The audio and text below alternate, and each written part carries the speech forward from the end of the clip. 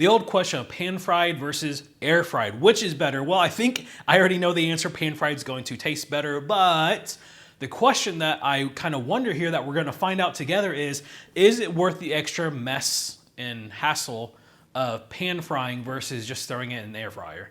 So today's ingredients for that, we are going to flatten some boneless, skinless chicken thighs, and then we'll use 4 eggs for an egg wash. We'll be using pork rinds and Parmesan cheese for the breading. With the pork rinds, of course, we're going to grind up to make like a panko breadcrumb. The cheese is going to give it a nice little bit of saltiness and a good color. And then this is entirely optional. I am adding this McCormick garlic and onion, black pepper, and sea salt seasoning. It's actually pretty clean, no caking ingredients. It's sea salt, garlic, mustard brand, onion, black pepper, lemon peel, chili pepper, oregano, and parsley. And then a big loss on Walmart. Walmart, step up, do better. So I went to Walmart. I didn't want to use up the rest of my beef tallow that I have for the pan fry. So I went to Walmart. I was like, I'll find something. No, you won't find anything. This is the best thing that I found that's carnivore friendly is ghee. Of course, this is, I guess, technically an animal fat because it's made from butter, which is made from milk, which is from the animal. So I guess animal based. Anyways, we're going to use this to do the pan frying. So with that being said, let's get going. Okay, so step one is we're going to flatten these boneless, skinless chicken thighs. And we're going to do that in between 2 pieces of parchment paper so we don't make a mess. I actually don't have a meat mallet. That would make this much simpler. Pipe wrench. I mean, we're just flattening things out, right? So that's gonna work fine. Now, the reason why we're flattening these out is so that they cook evenly all the way across, because if you look at a chicken thigh, there's thicker parts, there's skinnier parts. That wouldn't cook evenly. So that's why we're doing that. And without further ado, let's go ahead and get smashing.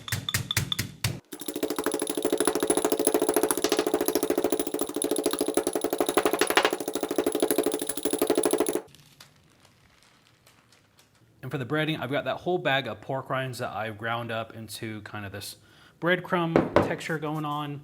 And like I said, we're gonna be using about 1/5 of this, so about 1 ounce of the cheese.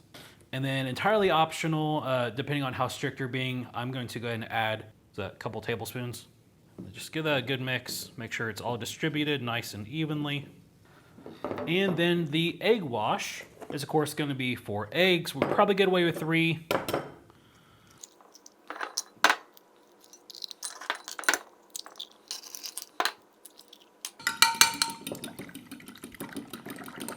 And what we're looking for is to try to have the whites and the yolks completely homogeneous. I think that's the word for it. And I'm actually going to add a little bit of that seasoning to the mixture.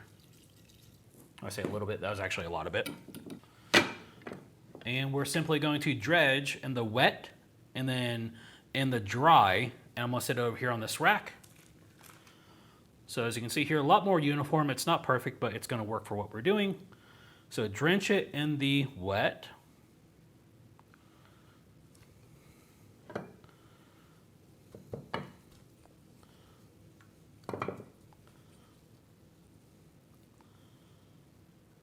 And that's what we're going to end up with.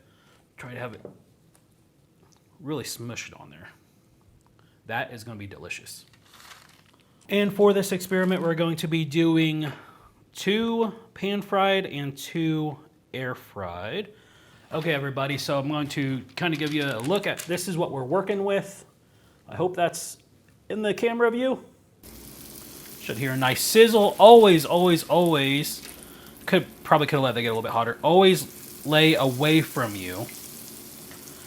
And I'm not putting the lid back on because I don't want to steam the chicken at the same time. I just want to let it fry one side at a time. Oh my gosh, guys, I'm telling you, it smells incredible already. The ghee is just such a profound smell.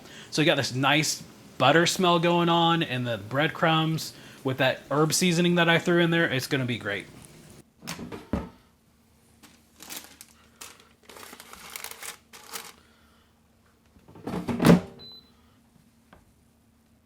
Okay, while we wait on the chicken to fry, I wanted to give an update on my carnivore journey. If you're not interested in that, you can click on the chapter down below, take you right to the next step in the fried chicken, fried chicken.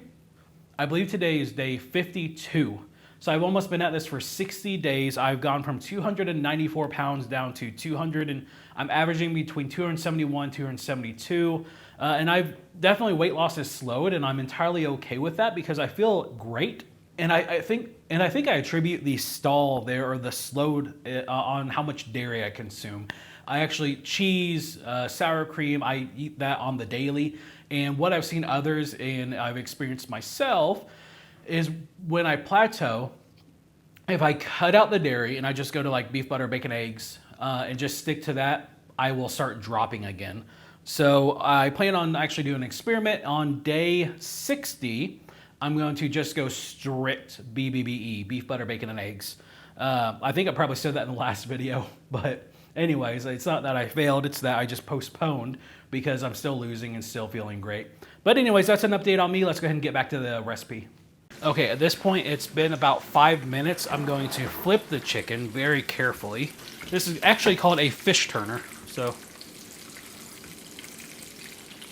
get it under. Nice. Will you look at that? That looks great.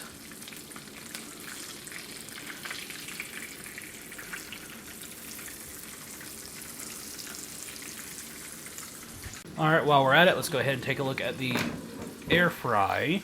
That still looks decent. I'm going to go ahead and flip these. And while we're at it, just going to do a temperature check. 160. Okay, so this temperature-wise is actually done at 165. Oh, I can already tell the breading looks a lot better on the actual pan-fried chicken. Anyways, dark meat is done at 165. So I'm still going to let that go for a little bit longer.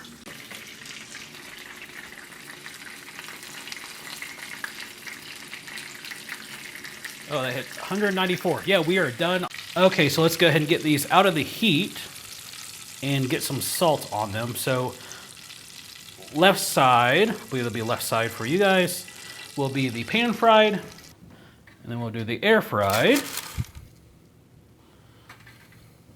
with some Malden flaky sea salts. This actually looks really good. I'm surprised by how well just visually, how well the air fried ones turned out.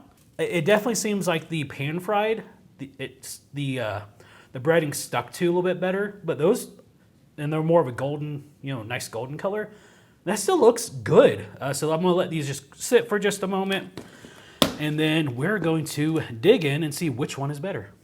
Okay, so I just transferred these to the cutting board, and I can tell you already that the pan fry, much better texture. Let's go ahead and see how it cuts. That's why you always use a thermometer, make sure it's cooked all the way through. So that is the pan fried. Yeah, that's just a lot softer. Kind of makes me want to throw it back in the air fryer, but the chicken was hitting way, temperature-wise, it was done. Okay, so I'm going to do the air fried first, just grabbing a middle piece. Looks pretty good.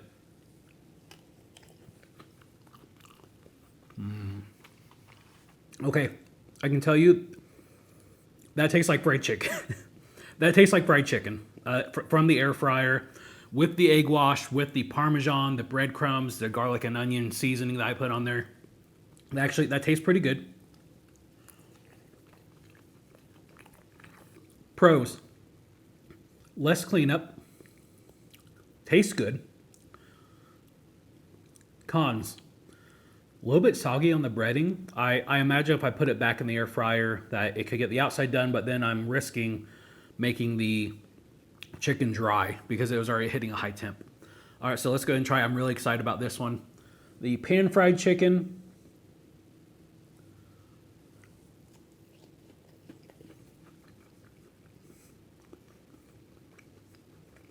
Okay, so immediately, the crunch. It is a little, you can taste the ghee quite a bit actually. It tastes a little bit, it tastes, obviously more buttery than that because there's no butter, but it tastes buttery. Okay. Huh. So this actually didn't go the way that I was expecting it to. I imagined that the pan fried would just be hands down way better than the air fried. And yes, I like the crunchy texture on this. That's the only thing this is lacking, is the breading isn't as crispy as I would like. But honestly, out of the two, both are good. Is the pan fried better enough to justify the extra cost for the ghee or tallow or whatever you're frying in, compared to, like, is it that much better than the air fried? And I actually would say no. I'm shocked by that, because going into this, I truly thought, I was like, oh, it's obvious pan fried is going to be better, like hands down. I would be happy with either of these.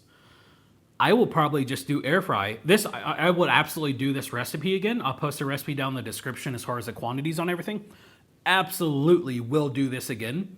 If you are really, really wanting fried chicken, this, hands down, cures the craving.